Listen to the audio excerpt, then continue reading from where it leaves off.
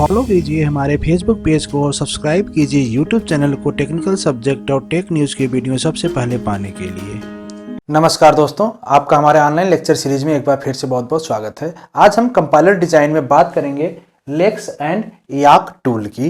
ये दोनों बहुत ही इंपॉर्टेंट है, इससे काफ़ी क्वेश्चन बनते हैं आपके सेमेस्टर एग्जाम में और कंपैरेटिव एग्जाम में भी पूछ देता है। लेक्स और याक क्या है, इसको डिटेल में देखने से पहले इसकी थोड़ी सी हिस्ट्री हम देख लेते हैं। दोस्तों 1975 से पहले कंपाइलर, किसी भी लैंग्वेज का कंपाइलर बनाना एक बहुत ही टफ टास्क हुआ करता था, लेकिन 1975 के बाद ये धीरे धीरे आपका क्या होता गया, किसी भी न्यू लैंग्वेज के लिए कंपाइलर बनाना बहुत इजी होता चला गया। उसमें एक मेजर रोल, एक अहम रोल रहा था आपका लेक्स और याक टूल का। वो टूल कैसे काम किया ये भी हम आगे देखते हैं इसमें।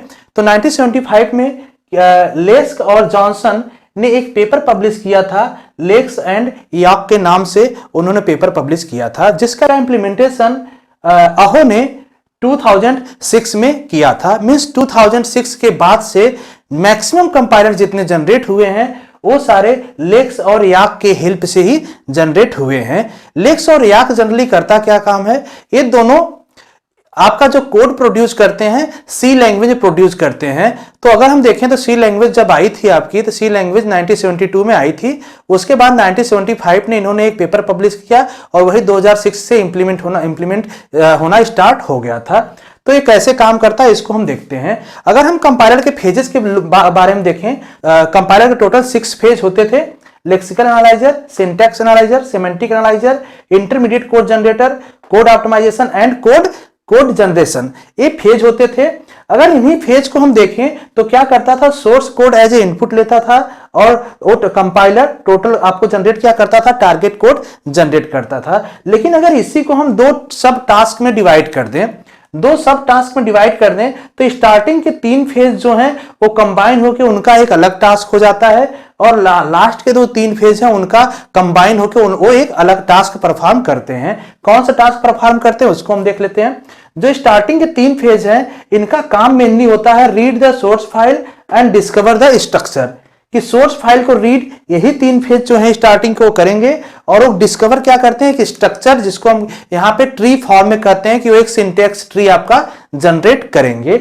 और जो सेकेंड सब टास्क होता है वो क्या करता है, process this structure and generate target code. जो स्ट्रक्चर आपका यहां से जनरेट हुआ फर्स्ट सब टास्क से, उसी को ये क्या किया, उसको टारगेट कोड में कन्वर्ट कर देता है, वही आपका असेंबली कोड मिल जाता है।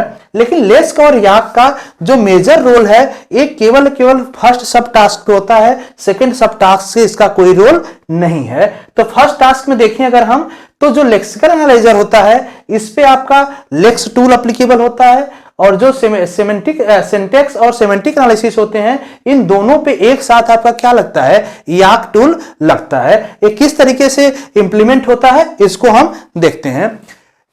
यहां पे हम देखें तो इस डायग्राम में देख सकते हैं कि जैसे पीछे मैंने डिस्कस किया था कंपाइलर फेजेस में प्रीवियस लेक्चर में, तो कंपाइलर फेजेस क्या करता था कि सोर्स लैंग्वेज कोई लेगा, लेक्सिकल एनालिसिस उस पे सबसे पहले एप्लीकेबल होगा, और क्या जनरेट करेगा, टोकन्स। और टोकन्स किसके पास जाएगा, सिंटैक्स एनालाइजर के पास। सिंटैक्स एनालाइजर उसका क्या करता है, एक सिंटैक्स ट्री जनरेट करता है, वही फर्दर आगे लोअर फेजेस पे चला जाता है और लास्ट में आपको क्या मिलता है, एक असेंबली कोड जनरेटेड मिलता है इस जो सोर्स कोड है उसके अकॉर्डिंग।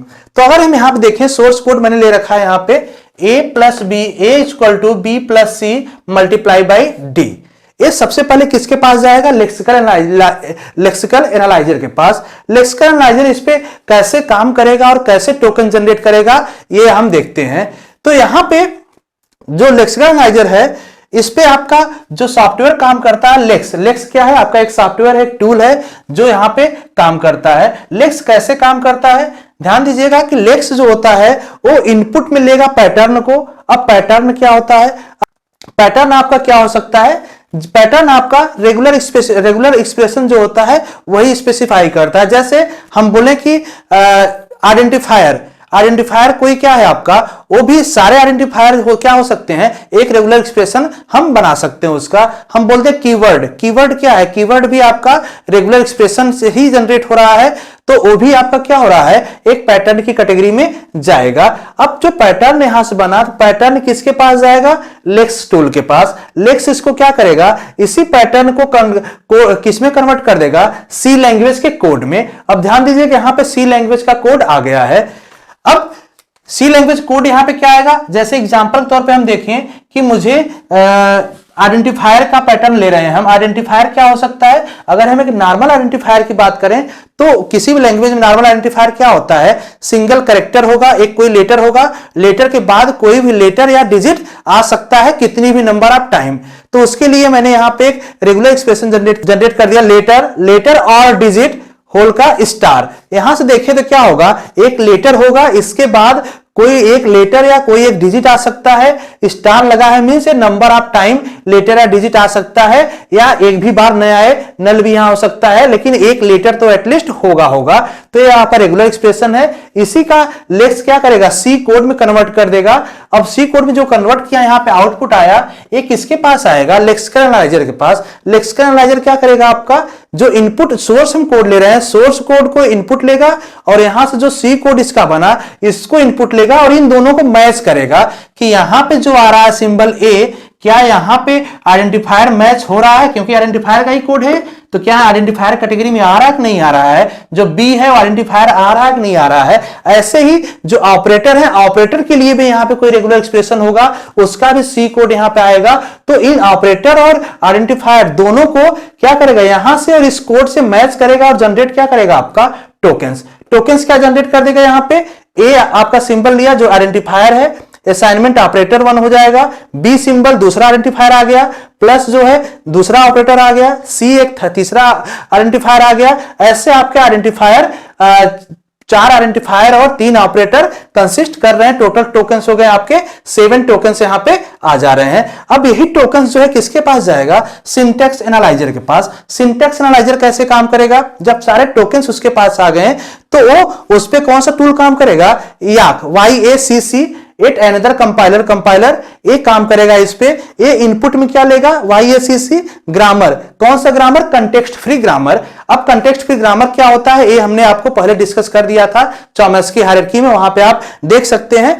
तो कंटेक्स्ट फ्री ग्रामर यहां से लेगा एज ए इनपुट और इसी का कन्वर्ट करेगा किसमें, सी कोड में। और यहां पे जो सी कोड का आउटपुट आएगा वो आपके इसका आउटपुट और इसका आउटपुट, लेक्सिकल एनालाइजर का आउटपुट किसके पास जाएगा, सिंटैक्स एनालाइजर के पास। और वो क्या करेगा कि इधर का जो आउटपुट YACC का आ रहा है और ये जो टोकन्स आ रहा है, यहां से जनरेट कर देगा आपका सिंटैक्स ट्री। अब देखिए ग्रामर यहां पे जैसे फॉर एग्जांपल ले रखा है कि अगर हम यहां पे आपका टोकन्स आया ये, तो यहां पे ग्रामर ले रखा है कि E can be E plus E can be E multiply by E can be ID।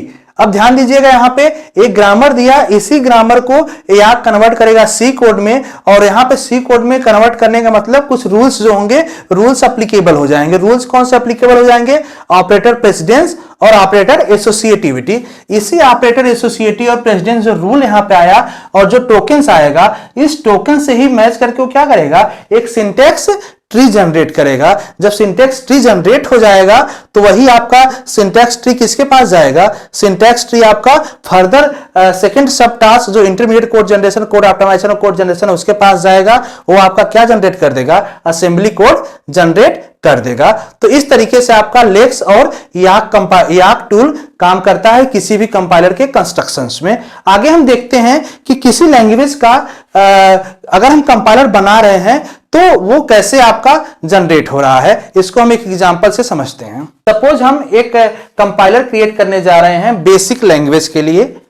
तो बेसिक लैंग्वेज के लिए कंपाइलर क्रिएट करने जा रहे हैं तो 2 चीज वहां पे बेसिक होगा आपका, कि उस कंपाइलर का बेसिक लैंग्वेज का कोई पैटर्न होगा और बेसिक लैंग्वेज पे कोई ग्रामर इंप्लीमेंट होगा।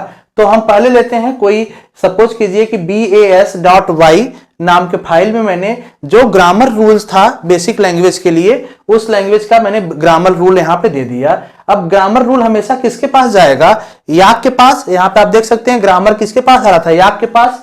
ग्रामर आया याक के पास, यहां पे ये क्या जनरेट करेगा, इसी का एक डॉट सी फाइल जनरेट करेगा। जैसे यहां पे मैंने बताया इसको क्या जनरेट किया, सी कोड में कन्वर्ट किया, तो यहां पे डॉट सी फाइल कोड में जनरेट करेगा। साथ में एक चीज और, एक फाइल और जनरेट करेगा, y.tab.h, एक फाइल जनरेट करेगा जिसमें कंटेन करेंगे ग्रामर के सारे टर्मिनल सिंबल। टर्मिनल सिंबल अब कौन से होंगे, जैसे यहां पे ग्रामर देख सकते हैं, एक ऐसे सिंबल जो लेफ्ट साइड में कभी नहीं आए हैं वो आपका क्या है, टर्मिनल, जैसे आईडी। और जो ऐसे सिंबल, और यहां पे जो कैपिटल फॉर्म में है, स्मॉल फॉर्म में लिखा हुआ है, कैपिटल का हमेशा आपका नॉन टर्मिनल में डिनोट किया जाता है, स्मॉल लेटर में आपका टर्मिनल में डिनोट किया जाता है। तो जो भी टर्मिनल सिंबल, जैसे यहां पे आईडी एक टर्मिनल सिंबल है, तो जितने भी टर्मिनल सिंबल इस ग्रामर में है उस टर्मिनल सिंबल को एक अलग फाइल में रखेगा और उसकी क्या करेगा, एक सी कोड भी जनरेट करेगा। कौन, YACC।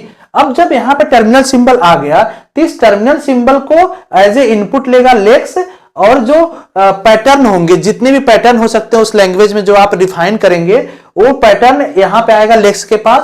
तो टर्मिनल और पैटर्न को एज ए इनपुट लेके जनरेट क्या करेगा, आपका लेक्स टूल जनरेट करता है एक डॉट सी फाइल। अब डॉट सी फाइल ये भी जनरेट किया, याक भी क्या किया, डॉट सी फाइल जनरेट किया।